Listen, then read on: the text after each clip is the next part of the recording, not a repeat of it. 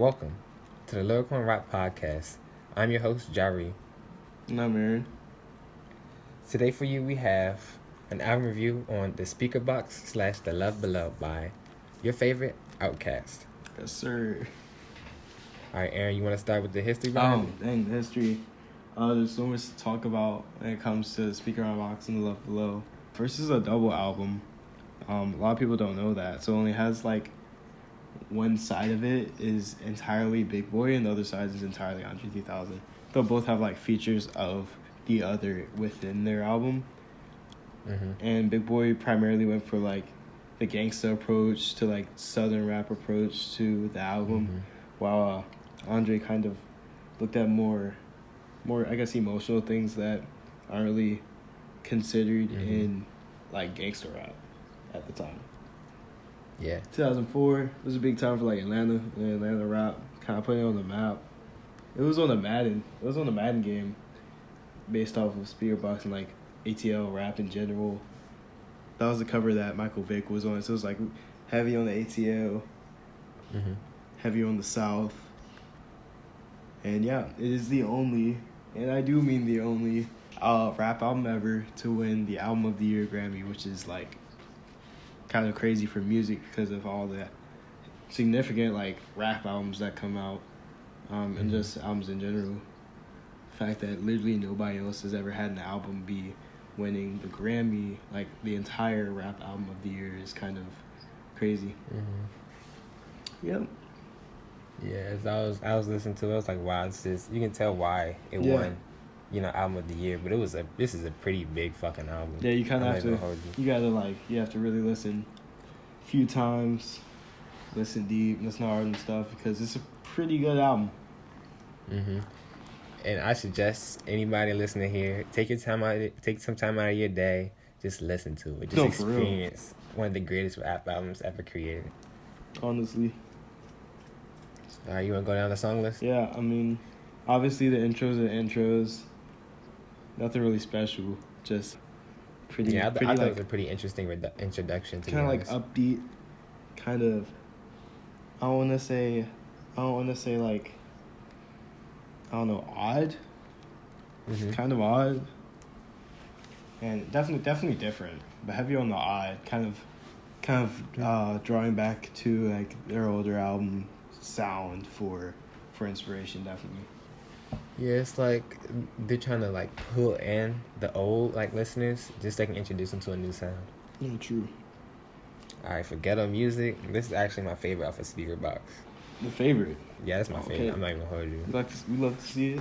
That's actually probably the first. That's actually the first Outkast song I've ever heard, because I played Madden 2004 with my family. So that was one of the only ones we had.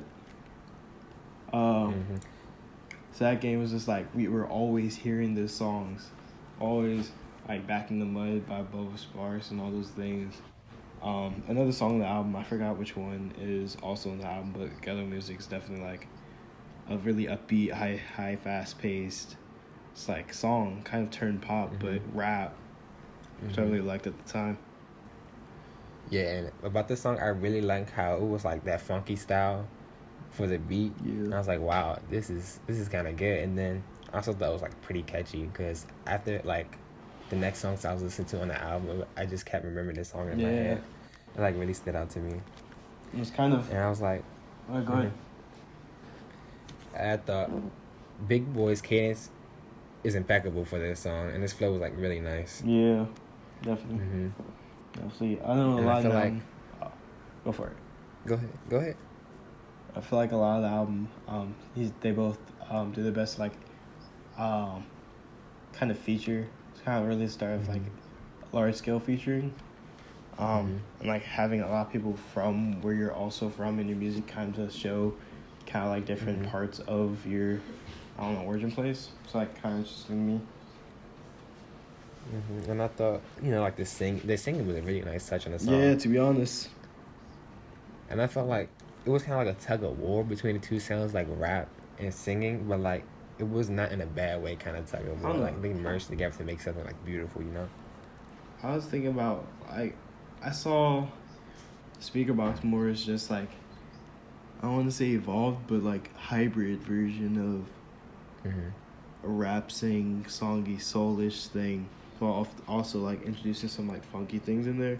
So that's definitely interesting. Okay. Kind of combine funk with like kind of soul.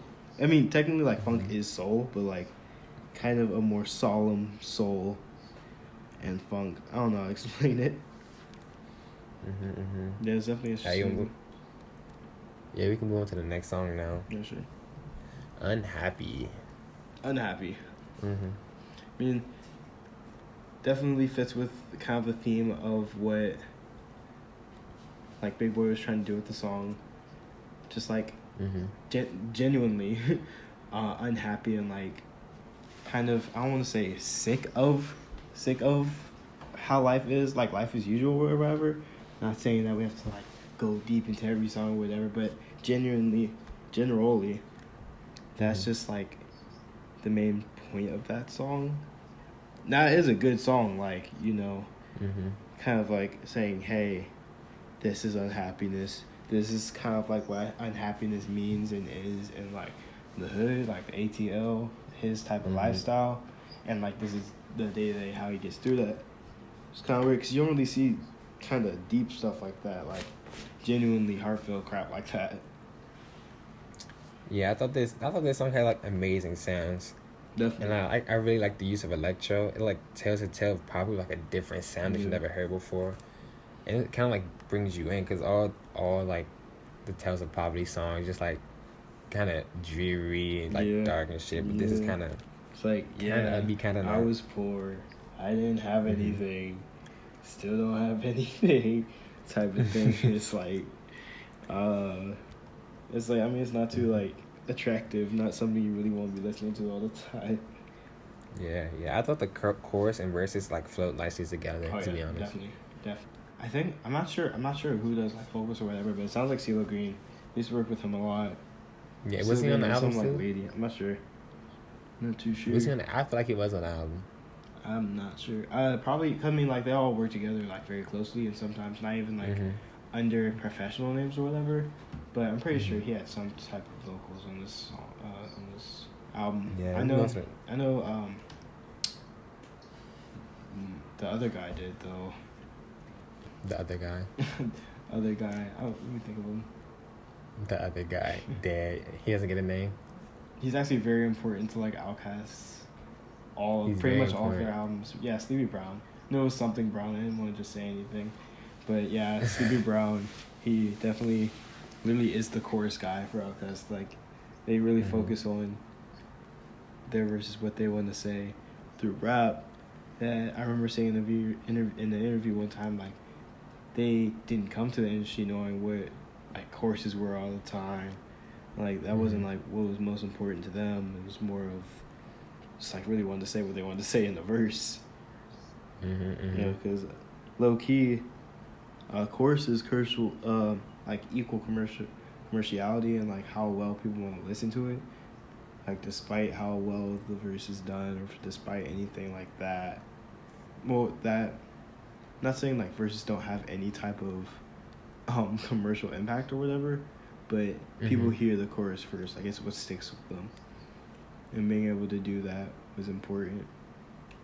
Yeah, and the chorus is like really important in a song because you know like you hear it more often than a verse does. Yeah, like you're gonna hear Drake's all the time, so like they're why he is like where he is. Like you don't hear Drake verses.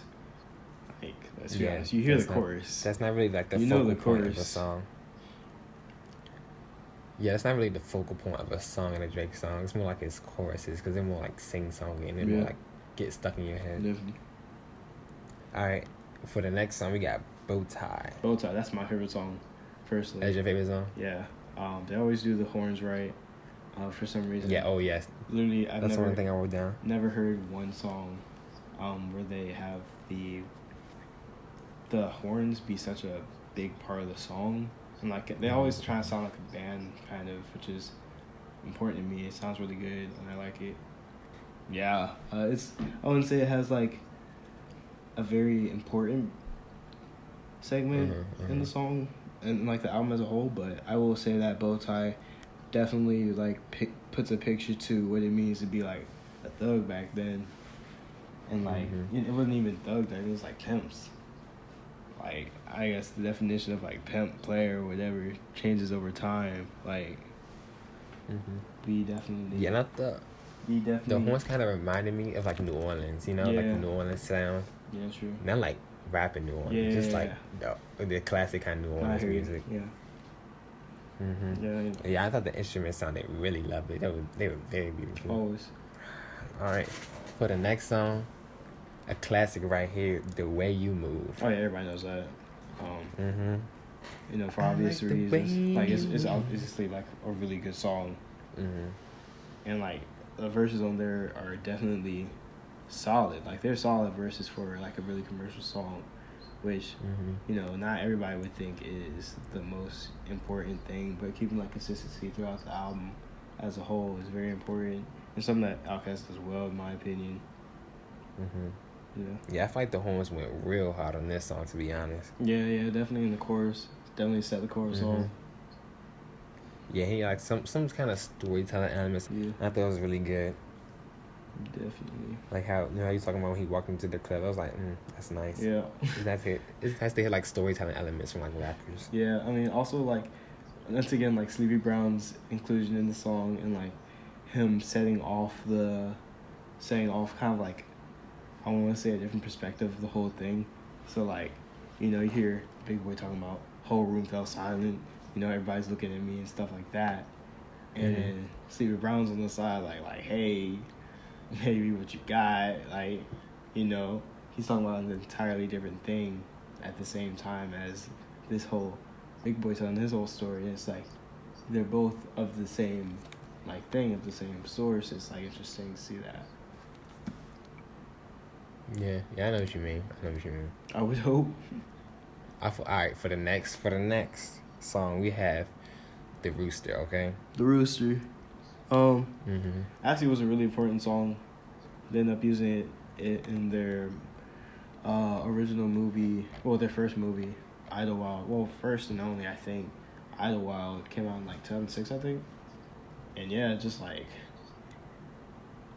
another solo.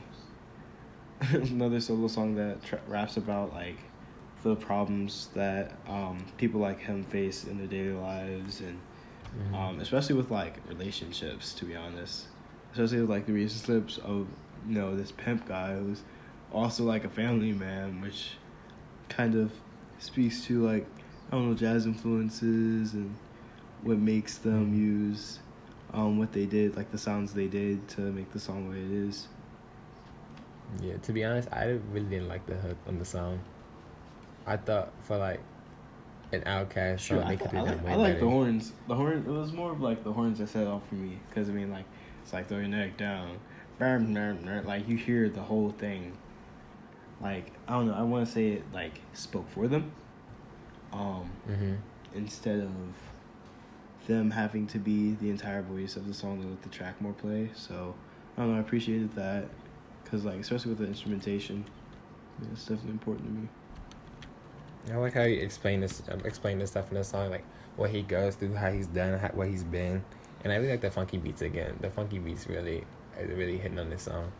Yeah, we can make good in the next one. It's pretty deep after this. Not deep, but pretty. I don't know, action packed in my opinion. This is kind of like the climax of the album. Bust. It features Killer Mike. Killer Mike's always known in Outkast features for his more aggressive take on things.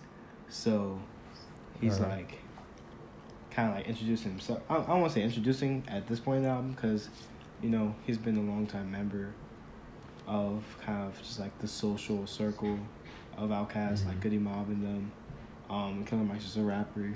He just takes it where he wants with the song, and I appreciate that. And it's just like, it's not even like intention rhyming, you know. They're just spitting for game, you know, like it's fun, and like, you know, just showing people what like they can do, kind of like flaunting their own style on purpose. Yeah, I thought this song in particular had a really nice rhyme scheme in comparison to other songs. Yeah, they definitely. And like the intro reminded me like other intros, like the NWA intro on The first Straight Outta Compton or Straight Outta Compton. It reminded me of that intro. Oh, that guitar in the beginning, it's just ominous. It's like, dang, what's about looks like? What's coming ahead? Like, you know, this is some new, never before seen things. And I was like, yeah, this is gonna be hard. Like, it's gonna be a good album. Yeah. Yeah. That ominous intro. That's how you know it's like gonna be like a kind of like hard song. You feel me? Yeah, definitely. Definitely. Because if you have like a uninteresting start of a song, it's like, dang, what am I really about to listen to? Like, it's really worth putting time to. All right, for the next song we got War. War, pretty good song. Has a little intro thing. Kind of like, I don't know. There's a lot to this song actually. I thought the first verse was clever as fuck. To be honest with you. Yeah. He used much like a different rhyme schemes. He like changed it up a little bit too and all Yeah. that. And some shit like. Yeah, I mean that plays on every coast. The lyrical roller coaster, mind bender. Instead of watching these sucker MCs, I was like, damn, that's kind of good to be honest with you. Not like most of it, bro. Like a lot of it, like you have to take a few listens to really understand just how deep it takes to really like make these like really fine words that fit in with the sentence while also like rhyme and are kind of like implied rhymes. That's like wow, like, you know, you don't really see that a lot. Yeah, and this song he kind of like put his like rhyme schemes close together, like stuff them into a sentence, and I was like, wow, that's kind of pretty cool. Yeah. It's also like a very aggressive and deep song. Yeah, politically challenging song. One of the louder ones than most of the other ones in the album. That's something that Big Boy does a lot with his music in general. You know, he doesn't just rap. Like, you know, there's a reason for him talking. There's a reason for him, you know, being this guy in the community. Is like, you know, there's more to life than just rap. More to life than just all the other stuff we talking about songs. It's political too. Yeah, he really threw a left hook with this song. Because he really, like, challenged, like, what you really think about society and what you really know. Yeah. And, like, have you thought about, like, what's really going on? He told you, like, think about, like, how, like, what you really gave up after, like, 9/11, how more freedoms you gave up. Yeah. Just in exchange for security, because a lot of, like, the government really uses, like, panic to, like, push their agendas right now. That's what. Definitely. Yeah, but not to get too political, but yeah. He was like, you know, he just threw that in there. Yeah, he would just do that song in there. It just really shocks you. For the next song, we have Church. Church. That's one of my favorite songs. This is the other song that was on Madden 2004. Yeah, I kind of like this song like, too. Very, very home-based. Very, like, homey. Soulful. Yeah, definitely. It's like, I mean, obviously has a message behind it. Like, kind of, you know, how do we go about... I don't want to say like go about life and how do some people be very religious while also engaging in like actions that would be considered ungodly or sinning. It's just like low key a very deep topic, much deeper than most people would think. But yeah, kind of it's definitely said in a really light tone. Yeah, I really like the hook of this song. The hook was very beautiful. It's kind of like once again uplifting. Yeah, once again Sleepy Brown like with motivational. Sleepy Brown with the heat. Coming in again. And this song like included AB rhyme schemes. Yeah. But it also included like the close rhyming and like the silver rhyming. Yeah, it's like and like he definitely new rappers take notes. Exactly. Because this is how you rap. Bro, you like switch stuff from like A, B, A, B, A, C, E, something like that. Like always trying to like complicate the way he's writing. And that's like a really good distinction from what rap really is to what it isn't. Like it's not just what popular sayings you can get on a piece of paper for people to say. It's what can you hide in there? Like how skillful can you make your writing? Alright, for the next one, we got Bamboo. And this is my favorite interlude. I'm gonna be honest with you, this is my favorite right here. Bamboo, nah, I kind of like Love Blows better, but Bamboo's definitely an important song. You know, Sun's hopping on the track. This is funny as shit. Michael Jackson, that on my song. Man, they should have had him throughout the whole album. Yeah, he out rapped Big Boy and Andre. Alright, there's not much to say about not that. Not really. It's really just Sun on the track. Yeah. Yeah. Tome of the Boom. It's probably my least favorite song of them, despite featuring so many other people. But it's definitely very. I didn't really like this song. It was kind of okay, but it's just like compared to like all the other songs, it wasn't as good. It's like, you know, it's kind of like, you know, reintroducing themselves. Like, you know, we're from the like, you know, this is what we do. This is what we, you know, this is what we bow type stuff.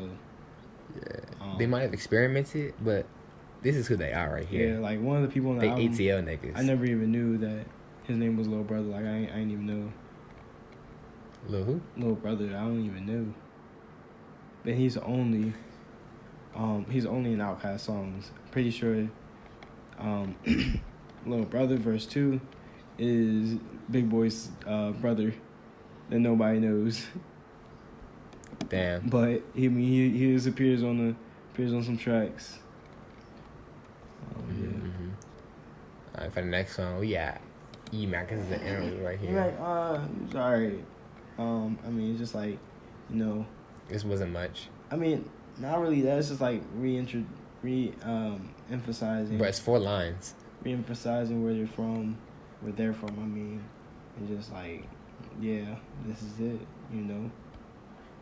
But I feel like they already did that with like the last song.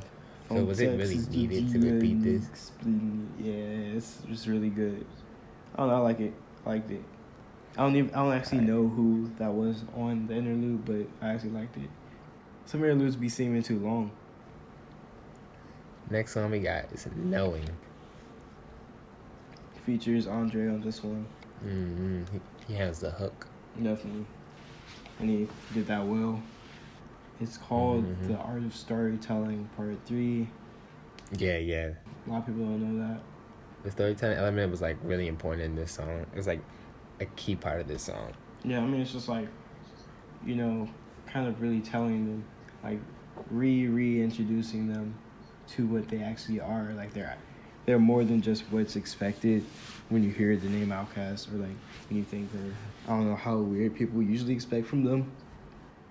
It's definitely important as the song. And yeah, just, you know, really, really pushing that in.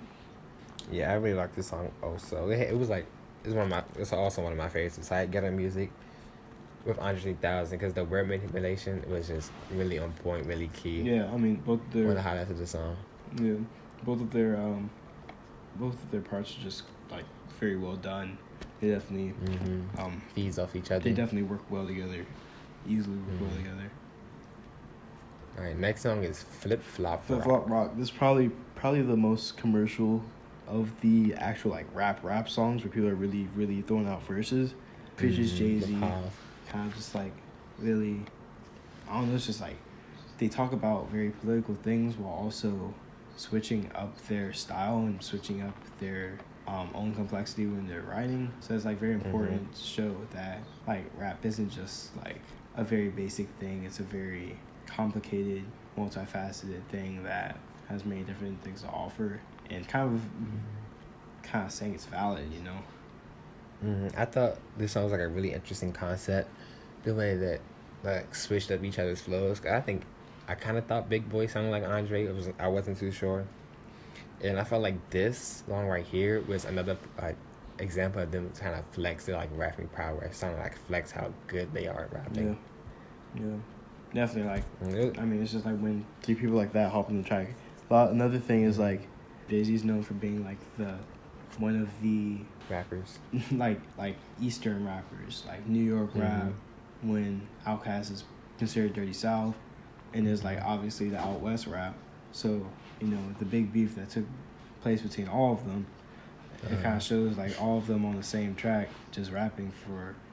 fun, like literally fun, because they've already accomplished things. Like it just shows how like dedicated they are to the game and how like important that type of relation is within rap.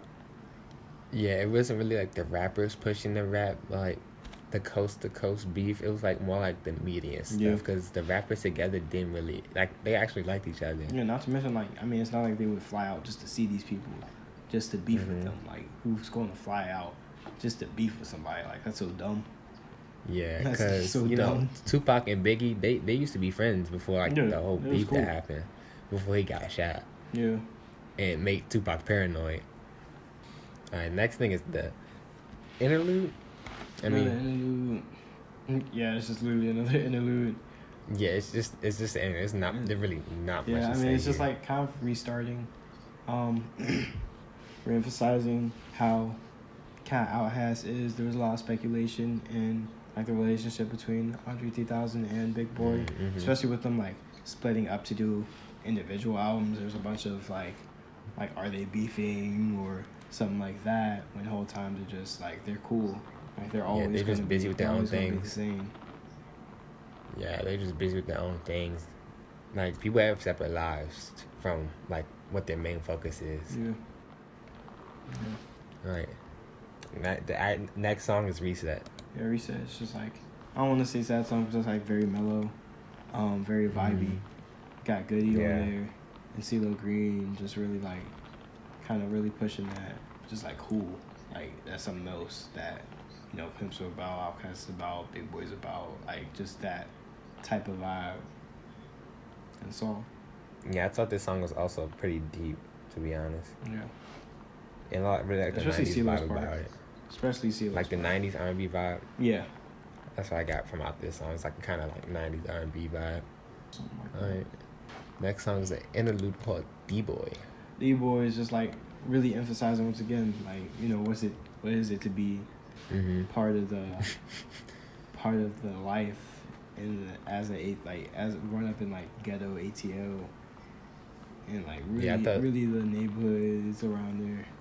Yeah, I thought it was a pretty funny interlude, pretty like important, because it shows like where they came from, like how their hood operated, because that was kind of funny. I was talking about how the dude borrows from him, and he borrowed from a dude, and he wanted it back like a fucking 2 hours later. Last call is just like kind of bringing back the player, kind of like putting the player back into what it mean to be a D-Boy, what it mean to be like part of that life once again, just like another aspect of what it's like to be, you know, like gangster back then, like what they're about, and just, you know, what it is to be that dude, you know. The D-Boy. Alright, next song is Last Call. Yeah. Shoot, Last Call too with it. It's like really emphasizing what it means to, you know, be one of them. And really like, to be honest, trying to really showing who they are and be like, yeah, like I'm that dude. To be honest, I ain't really like this song like that. Sure, I like this song. One of my favorites. I thought it was kind of long for me, dog. Kind of long? It's 4 minutes. I don't know why. It just felt long to me. It was regular. But I like the beat. The beat was it was definitely like one of the more different ones. But I definitely feel like I mean the verses could have been better. Especially the first verse wasn't that good. Not gonna lie, but I feel like they made it better as the song progressed. Bow tie, postlude, you know, just kind of like a regular old outro to the song, and kind of, it's really kind of ironic how it just automatically switches from bow tie kind of, actually it kind of serves as a transition song into less of the pimp and more into the Love Below, kind of allows for that transition to be smooth, rather than starting from like a really aggressive, like very showful. He kind of calmed down a little bit. And like, you know what we're about. Now for the Love Below. Yeah, starting Love Below. A lot of people think it's like this very kind of low key R&B album. I don't think so. I think it's still like very much rap. I kind of beg to differ. I mean, a lot of the songs are definitely songy, but they're really also just like musically inclined. more than like singing, you know? Like usually when people think of song, they think of like chorus, people singing, like a lot of showfulness in the voice, less than like musically. Alright, my favorite song off here was the last one, A Life in a Day of Oh yeah, no, that was definitely one of my favorites. I like She Lives in My Lap a lot. I was like, damn, this is my heat. Yeah, no, that one definitely is. Like, nigga just talking about his life, and I was like, damn, this is actually kind of fire. Like when he just goes off and just starts like rapping, and then just like transfers in and out of just like what he is.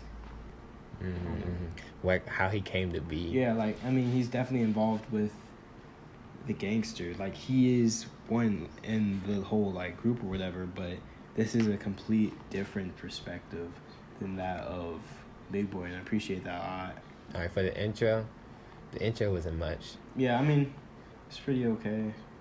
Yeah, the piano sounded good, and I thought, like, when he was talking about where the flower grows, I thought he was like, it was kind of like, how do you say it? A metaphor for love, you feel me? Yeah.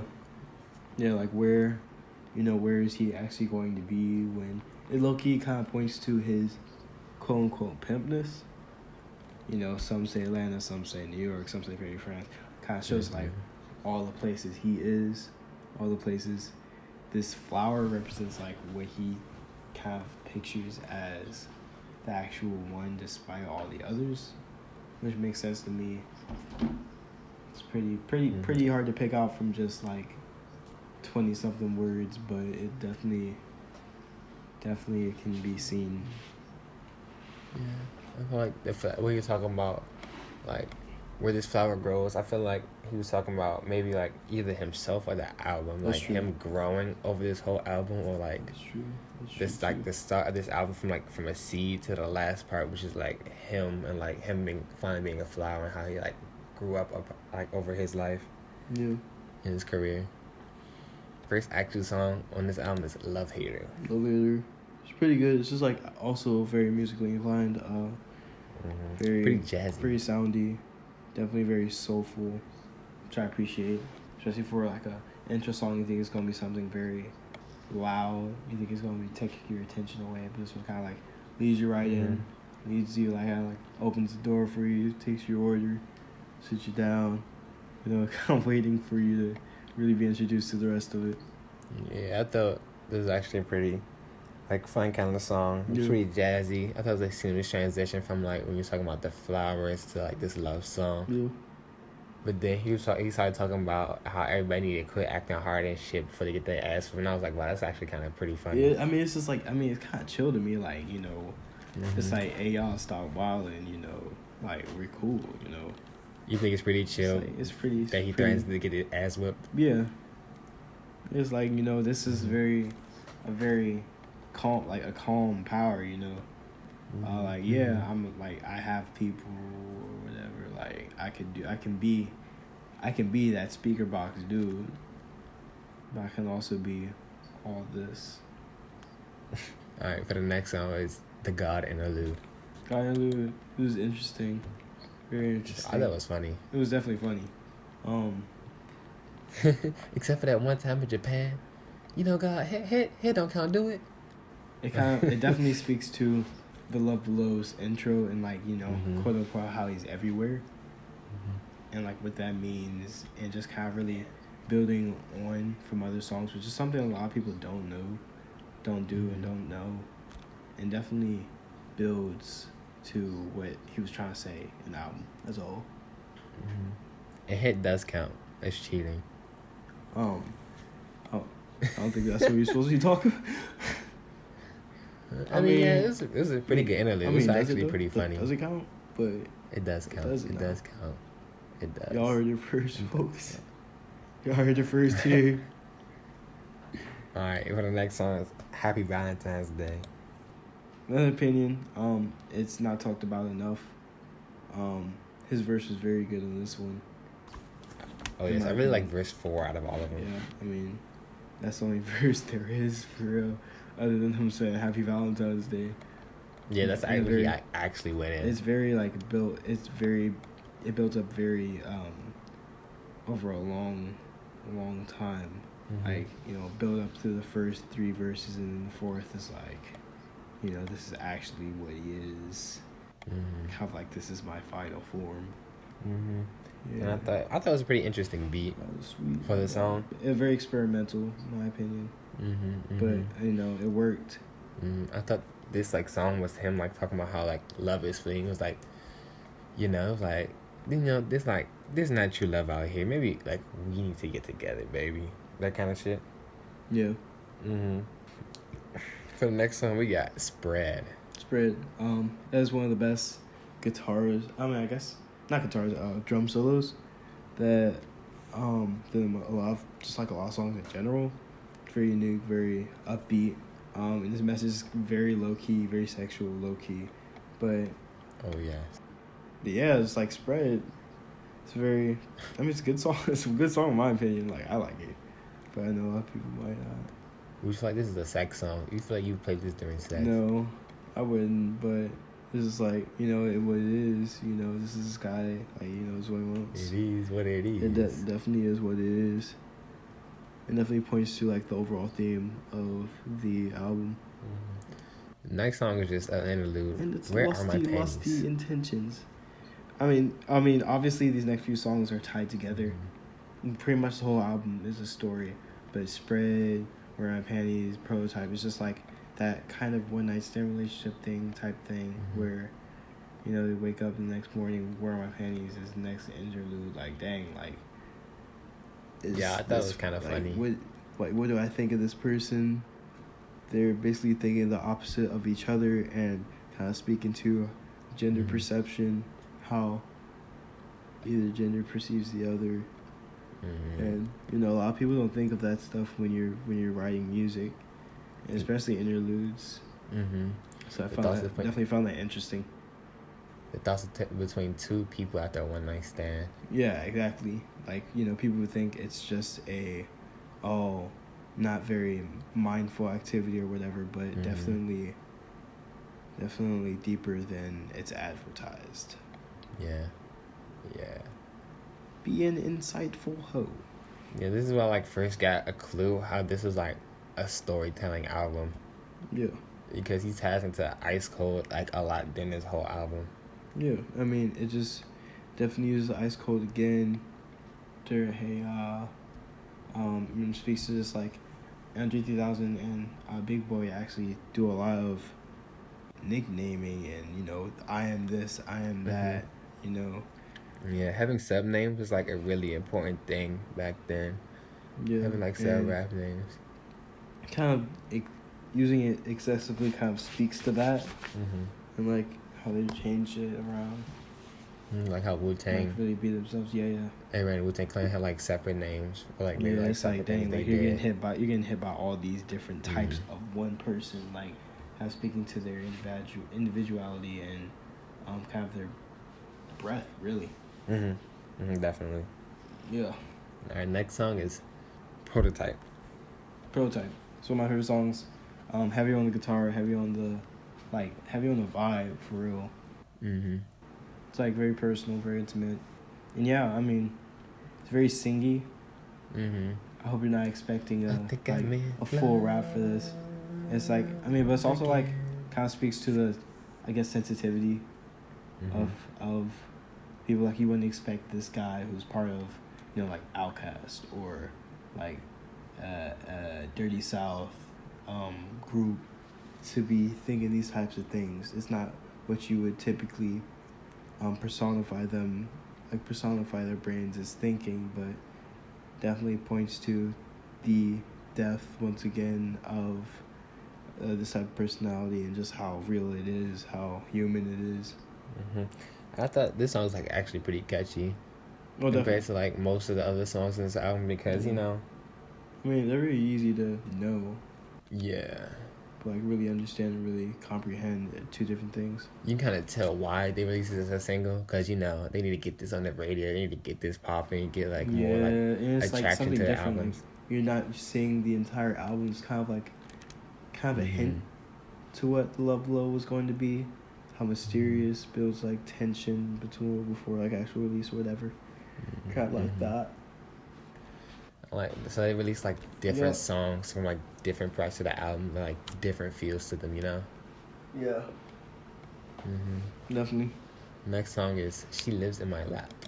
Oh yeah, one of my favorite songs, easily. By Andre 3000, period. Just like, I mean, definitely speaks on intention, and is kind of like very blunt intention. He's just not like, I mean, technically it's like his inner self thinking that, but at the same time, just like kind of hiding it and really masking his own intentions. Definitely sexual, but very low key about it. But you know, kind of like I only want you for this and not for like marriage or whatever, which was expected or whatever. Like the next base in an actual relationship. Yeah, I mean it's definitely like blatantly that, and kind of like out front about it.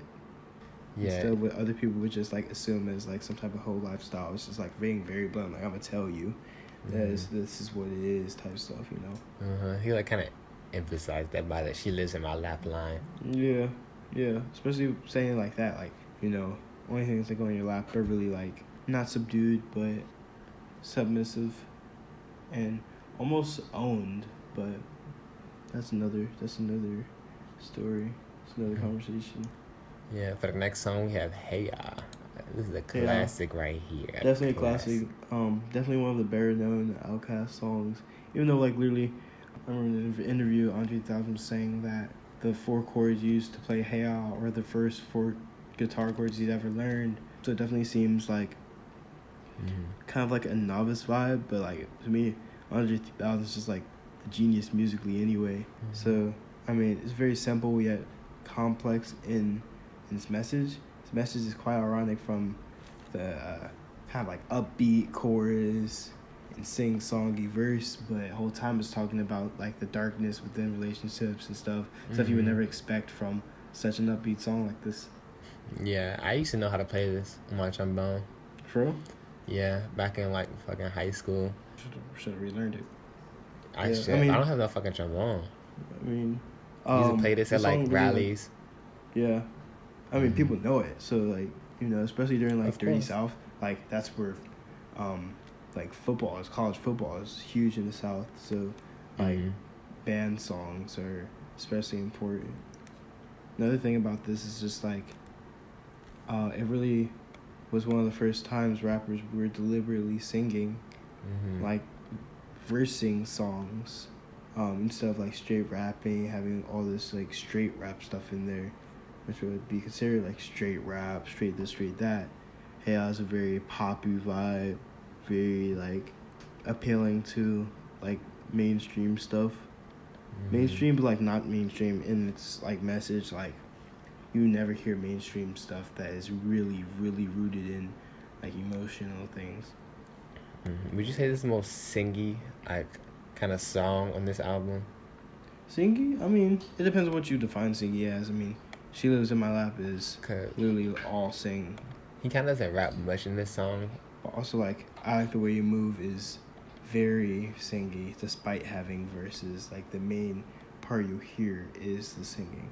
But I mean, I get it. It is very singy. Because in this song, he really didn't have much like rapping parts. More singing. You feel me? Yeah. What's cooler than cool? It's still like I can do both. Ice cold. I said, what's cooler than cool? Ice cold. Well, if you don't go to the next song. Next song is Roses. Another classic. Definitely back to back with the classics. Big Boy's actually featured in this one, and yeah, it's just like kind of speaks to some stubbornness that is they see in their eyes, from like their relationships or whatever. I'm calling Caroline like a really physically pleasing person with a really ass like attitude and like persona. It's like beautiful but very unattractive. What I got from this is a question, and that's, do roses really stink? Yeah, I mean, they kind of do. You smell roses before? I never really smelled roses before. It doesn't really stink. It doesn't really smell good. They don't smell good? Yeah, no, it's just like, yeah. I haven't smelled a good rose. Like, people always assume that roses smell good, but they don't. Yeah, I never really smelled roses They before. don't. Alright, next song is an interlude. Good day, good sir. Yeah, it kind of like just leads into the next song, and like, good day, good sir, goes straight into like, behold a lady, that kind of medieval like talking, medieval like approach, which is, I don't want to say deep, but very knowledgeable of like medieval times, kind of the romantic period of time, like, you know, Romeo Juliet type scene, stuff like that. When men were still gentlemen. I know what you mean. Yeah. Alright, the actual song that this transitions into is "Behold a Lady." Yeah, the old lady. I mean, it's actually very. His clash is very old with very new, so like kind of futuristic sounds with like oldie sound. Yeah, it kind of like mixes in the like high class kind of like style mixed with like the low class. He's talking about aristocrats. He's talking about funk, all that type of shit. Using like the olden language with like a new sound, which is very visual of what Outkast is. Just like always innovating. That's just a big thing in rap in general. Yeah, always trying to change, always making new songs, new sounds. Yeah. The Old Lady is the next song. Starts off with like Aaliyah's old joint reimaged, and you know, like the voice of Andre, and just kind of like quite literally talks about his kind of want for a relationship with someone older than him. Yeah, it's like, I mean, I guess there's some type of beauty in maturity. It's like a mature, very experienced type person that is this guy's fantasization. Alright, next song is called "Pink and Blue." Yeah, same thing with Pink and Blue. Yes, you want an older woman, a cougar, a MILF, a GILF. I mean, it is what it is. The man live. Yeah, I mean, it is what it is, to be honest. He wanted gifts from somebody's grandmother. Not grandmother, but like older. No. He said gray hairs. He definitely said people's moms have like gray hairs. It's like it's middle age. And middle age is like, which isn't weird because like Andre 3000, like he's like 50 right now, and this was made like 14ish years ago. So like the age difference wouldn't be that bad. Middle age is like 40. Like, I mean, yeah, but at the same time, there's like 40-year-old dudes trying to get with 18-year-olds, and that's just weird. Yeah. Rather like it be an adult and an adult, rather than somebody looking up the ladder than the old guy looking down the ladder. Next song is called "Love and War." Love and War. I mean, it's very kind of cliche, kind of basic to me, but I mean, it is what it is. Not to say it's a bad song, because it's not like bad or anything, but yeah, definitely kind of like, I don't want to say a filler song, but definitely leading into the next few songs. Kind of like the kind of more, I want to say experimental, but like guitar like experimental. That makes sense. Using more guitar, using more. I thought it was really like sounds. some like off of like really old Japan. You know what I mean? Yeah.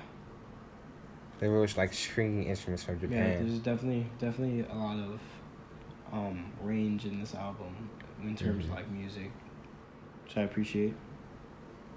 Yeah, we can go straight to She's Alive though. To start getting into kind of the portion where he's talking about his earlier side. Same with Big, you know, he's kind of like revealing the inner thoughts, inner experiences and memories of, you know, someone in this life. But in this song, he's looking at the perspective of his own mom, like raising him, and like all the struggles and stuff she knows and that he knows that she had to go to. And yeah, kind of like also shows Andre's own feeling for his mom. Like he knows it's not some hard shell that, you know, can't be lifted or whatever. He actually sees his mom. Like he knows. Everybody loves their moms. Yeah, I feel like in like She's Alive, it like this song is included because it's like your mother is like your first love. You feel me? Yeah. Yeah. Cause like Very your mom's deep. mom like raised you and shit. Your He's trying to show like mom's appreciation for his mother in this song. Yeah. Yeah, there's some good like storytelling elements in this song. Love to see it. Yeah. Next song is Dracula's Wedding. I thought it was kind of a weird song for me. Very experimental. I wouldn't say it's like weird to me. No, it was weird to me. It makes perfect sense to me, but like I see why it would be on here, but it was kind of weird. Like the topic.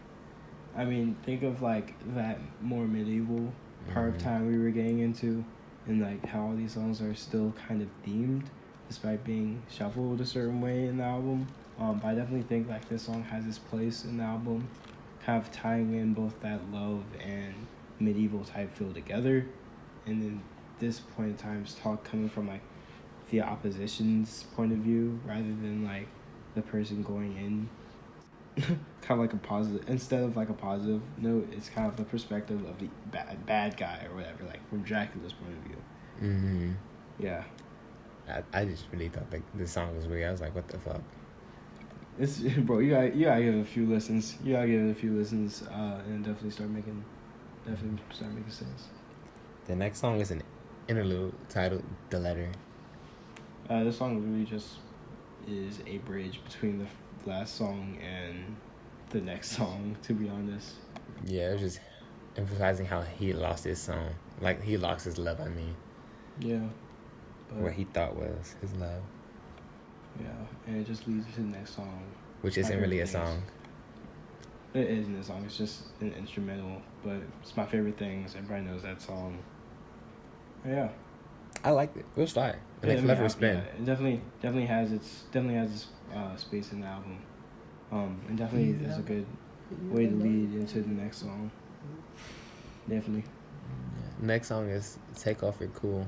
Another really mellow song, really heartfelt. Kind of have this real self. Yeah. Very human. To like be yourself. Yeah. Yeah. Literally take off your cool. Like, everybody wants to appear a certain way to others, but like, who's actually behind that being? Yeah. And like, not everybody can say that. Not every rapper can say that. Especially like, people think they have to keep this persona up forever. Yeah. And this album's like a personification of like Andre trying to like be himself. So like do things he wants to do instead of like what other people want to do. Being this ATL rapper. Definitely separating because kind of necessary to really be yourself. Yeah, because he want to be seen as like just an ATL rapper. He want to be seen as like himself. It's seen as like Andre 3000. Like an artistic, a icon type. An artiste. Alright, next song is Vibrate. Vibrate. It's a very simple song. About masturbation. Hey, we can't use that word? We can't use that word? I mean, can you? I don't know. We probably can. I'll mark it as explicit. Yeah, I don't really have much to say about this song. Yeah, not really. It's just about masturbation. Yeah, a lot of people don't know this, but, well, you won't really realize it in the album, but Vibrate, its drum pattern is just She Lives in My Lap backwards.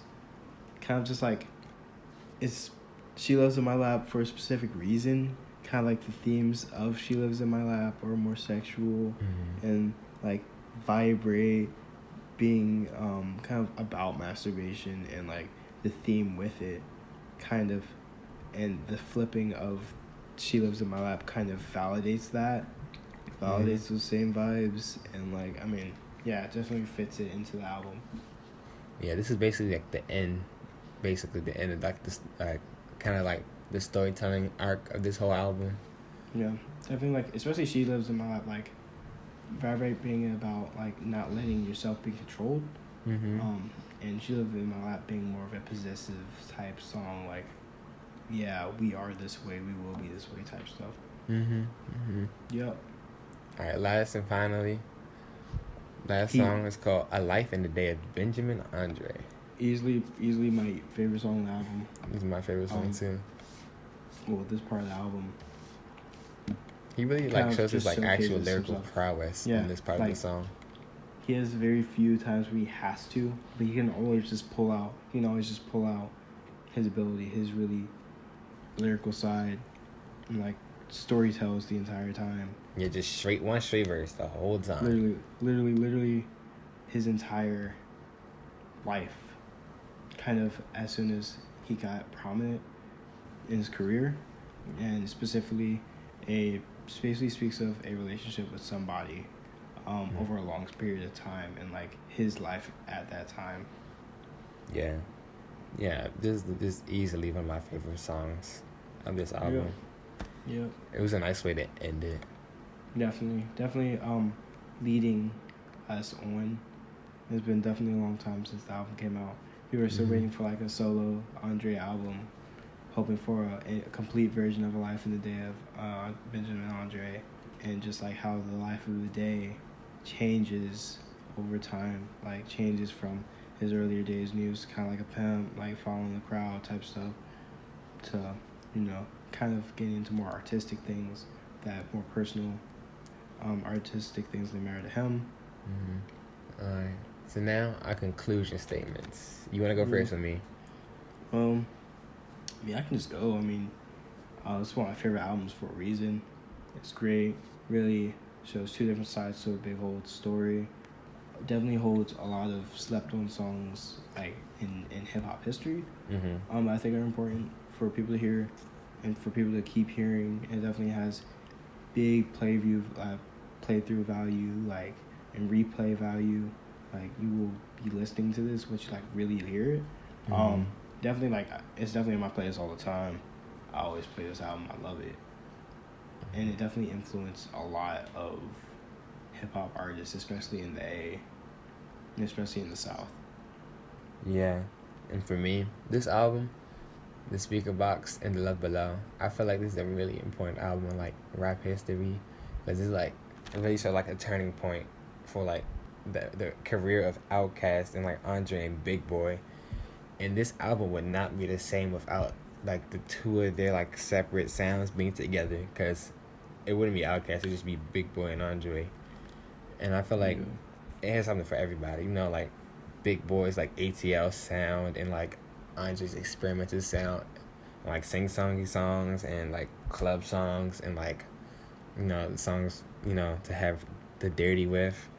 So I feel like it's like songs for everybody here. And I think, you know, like the Love Below is like a kind of like a metaphor for like the fall of love, like him falling in love. It's like him going down and down deeper into like the whole of love, starting from like him maybe like looking into it, seeing like, you know, a girl he wants to see, and him like falling down from like first meeting her, loving her, being in a relationship, to like actually falling down. Because in the end it talks about, you know, like vibrate. It's just like, man, what you think about masturbation? Think of like being alone, like somebody like real sad, like stuff like that. And it's just a really nice way like to end the album. Now time for ratings. Oh, 10 out of 10 for me. 10 out of 10 easy. Yeah, I 10 give out of that. 10 easy. For me, not to be like nice or anything, for me, I give it a 9 out of 10. I feel like that changes over time. Maybe a few more listens, I change my mind. But for now, like, 9 out of 10. Especially when you keep like listening, keep hearing different things. I mean, the album definitely has replay value. I definitely feel like, you know, you have different times when you have different favorite songs from the album. Definitely feel like it's very multifaceted in that, and it's just very, very important and different. And it speaks on a lot of different things while also being good. Like, it's not basic. Yeah, it really like show like the differences of what rap could be in the future. You know? Yeah. It was like a really big turning point in like the rap community. Yeah. I feel like it really showed other rappers that like they could like be experimental, they could be themselves, they don't have to like commit to like the same sound. I feel like we need like this kind of album in like the new day and age, you know? Yeah, definitely. I have not heard an album that did the same thing. The big melting pot of things that this album did as a whole, and as well as it did. So I definitely appreciate that. Definitely. Yeah. All right. I guess that's the end. Yeah. Great album. Great reviewing it. Love it. I love this album. Outkast for real. It's really, really good. Yeah. I'd like to thank you guys for commenting. Thank you guys for listening. All that. Thank you for listening. Always supporting us. In this venture. Yes. Definitely please really donate. Please follow us on social media. All that. Discord server is now out. Go join that, please. Yeah. To be honest. Talk about other rap heads, about great, rap music. To be honest. All that. Yeah. Meet producers, rappers themselves. Yeah. All right. This has been the Lyrical Rock Podcast. See you again.